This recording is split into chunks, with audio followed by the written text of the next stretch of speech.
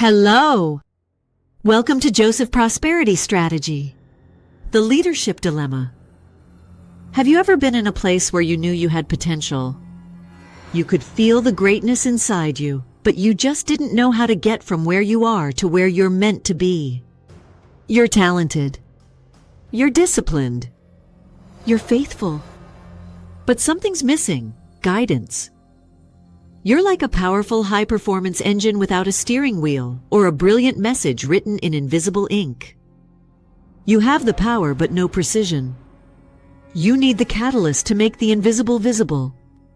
Every great leader, every world changer, every purpose-driven life has one hidden element behind the scenes. A Potiphar, someone who saw potential before the spotlight and created space for that potential to grow.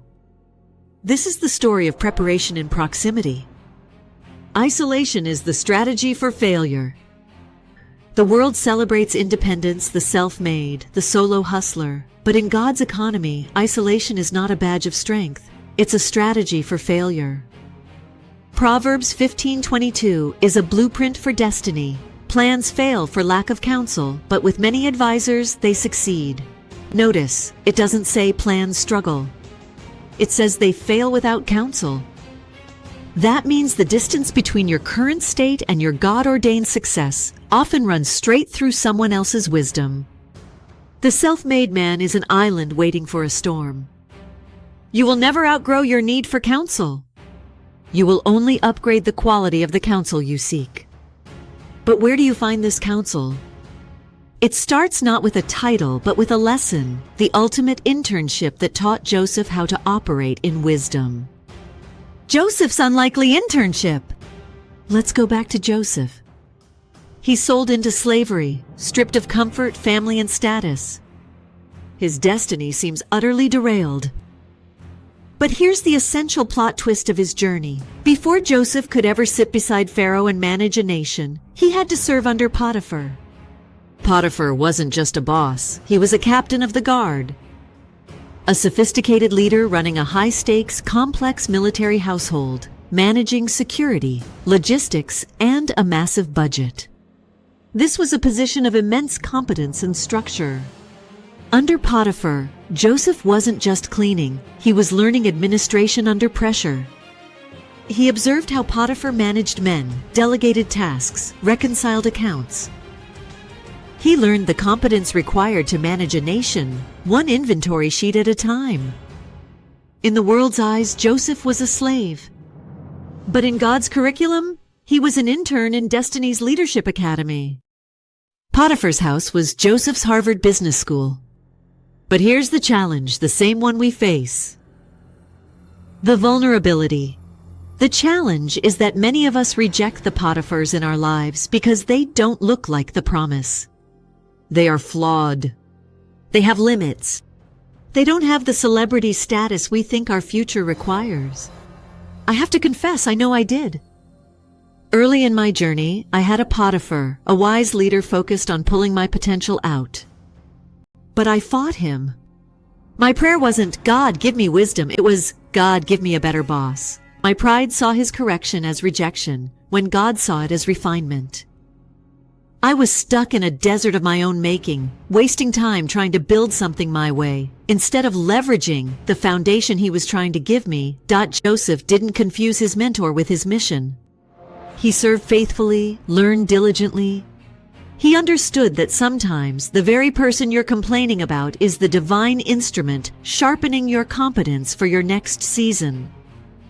And if you can conquer the price of pride, you gain a massive strategic advantage.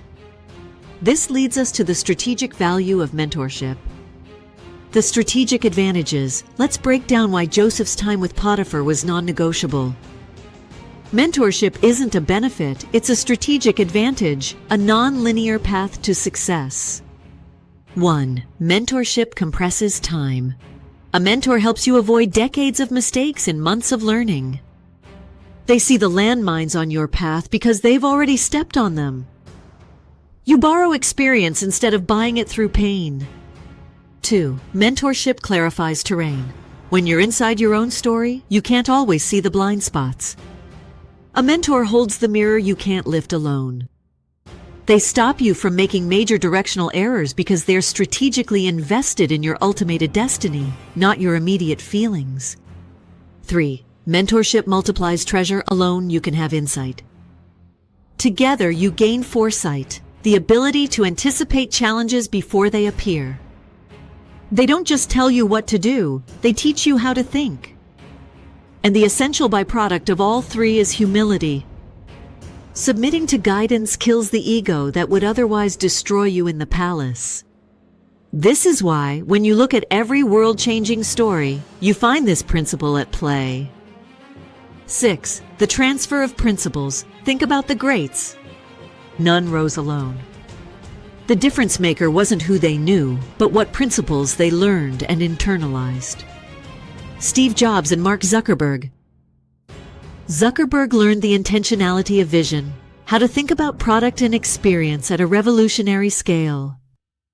Nelson Mandela and Walter Sisulu. Mandela learned strategic perseverance, political patience, and the power of organizational structure required for the long war.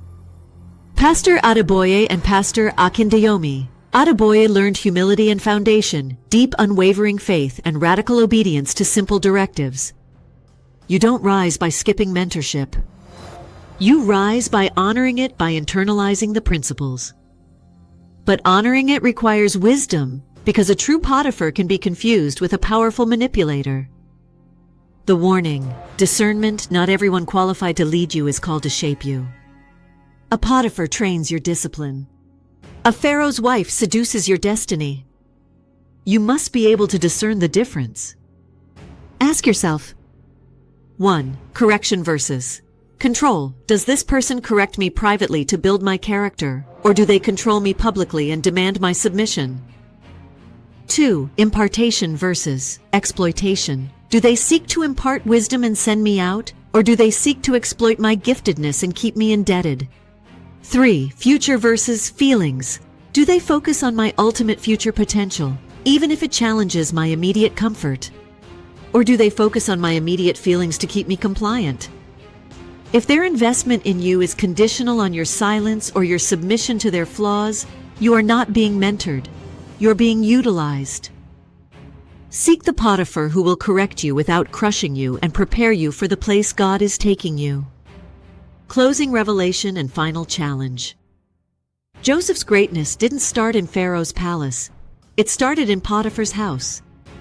He learned structure before he handled strategy. He served before he supervised. His Potiphar season was not punishment. It was preparation. Mentorship is not a crutch. It's the curriculum of destiny. Final challenge. Take 10 minutes today and identify your Potiphar. Who has God placed in your life to shape your discipline, not just your dreams? If you have one, honor them. Call, text, or thank them for their role in your journey. If you don't, pray. Lord, send me wise counsel, not comforters, but challengers. Send me people who can correct me without crushing me and prepare me for the place you're taking me.